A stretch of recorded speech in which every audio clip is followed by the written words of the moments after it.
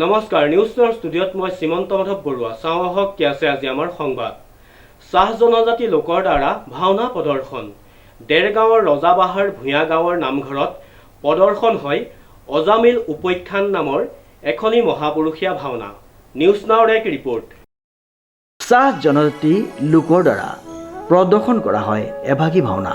দেৰগাঁৱৰ ৰজাবাহাৰ ভূঞা গাঁও নামঘৰত চাহ জনজাতি লোকৰ দ্বাৰা অনুষ্ঠিত হোৱা মহাপুৰুষীয়া আৰ্হিৰ ভাওনা অজামিল উপাখ্যানে মন মোহিলে অগণন দৰ্শকৰ।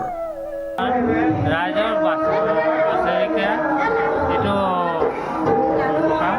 ইয়াত আমি বৰসভা ভাওনা পাতোঁ আৰু ওচৰৰ ৰাইজ আহি আমাক সহায় সহযোগ কৰে আৰু আগৰ পৰা বহুত দিনৰ পুৰণা 4জন ব্যক্তি আহি আমাক সহায় কৰিছিলে।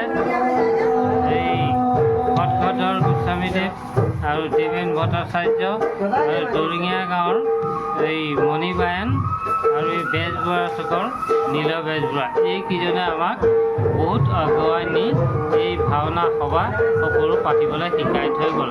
আজি ভাওনাখন কি আছিলে? সেয়েহে এতিয়া আজি আমি চলাই আছোঁ। ভাওনাখনৰ কি নাম আজি? আজি ভাওনাৰ নাম? আজি ভাওনাখনৰ নাম অজামিল উপাখ্যান। সুখী কাৰণ আমি থাকিলোঁ এই অসমীয়া সমাজৰ মাজত আমাৰ ভাষা সেইকাৰণে চব একাই গ'ল। এতিয়া চব আমি অসমীয়া ভাষাই ক'বলৈ লওঁ। দুজনকো আমি বহুত ভাল পালোঁ, তেওঁলোকো সেই একে জাতি আমাৰ ভাষা কয়। আমাৰ ভাষাবোৰ হৈ গ'ল কাহা ৰাখলি, কাহা চাইলি, কাহা জালি, সেই ভাষাৰ মানুহ আজি আমাৰ নামঘৰত অসমীয়া ভাষাত ইমান স্পষ্টকৈ কৈ গ'ল, বহুত ভাল লাগিলে। উল্লেখযোগ্য যে বুধবাৰে নিশা দেৰগাঁৱৰ ৰজাবাহাৰ ভূঞা গাঁও নামঘৰত মহাপুৰুষীয়া আৰ্হি ভাওনা অজামিল উপাখ্যান ভাওনাভাগীয়ে কেইবা শতাধিক দৰ্শকক মোহাচ্ছন্ন কৰি ৰাখিলে।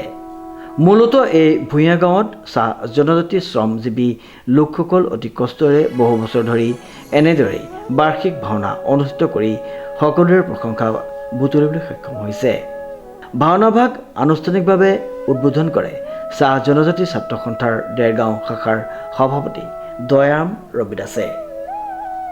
ভাওনাখনৰ নাম হ'ল অজামিল উপাখ্যান আৰু মই নাৰদ পাঠটো কৈছিলোঁ। ইতিমধ্যে এতিয়া নাৰদ গাই পেলাই মোক ভালেই লাগিছে বাৰু, বেয়া লগা নাই আৰু বৰ ধুনীয়া নাটকখন। কিমানলৈকে কৰিব পাৰোঁ নাজানো আৰু ভগৱানে যদি সহায় কৰে আৰু আগবাঢ়ি যাবলৈ ইচ্ছা কৰিছোঁ। সকলোৱে হয় মই এইটোৱে ক'ব বিচাৰোঁ যে আমি চবেই কাম কৰি খোৱা মানুহ আৰু তাৰ মাজতো দুটকা এটকা এনেকৈ গোটাই পেলাই আমি নাটকখন মহাপুৰুষীয়া নাটকখন কৰিছোঁ।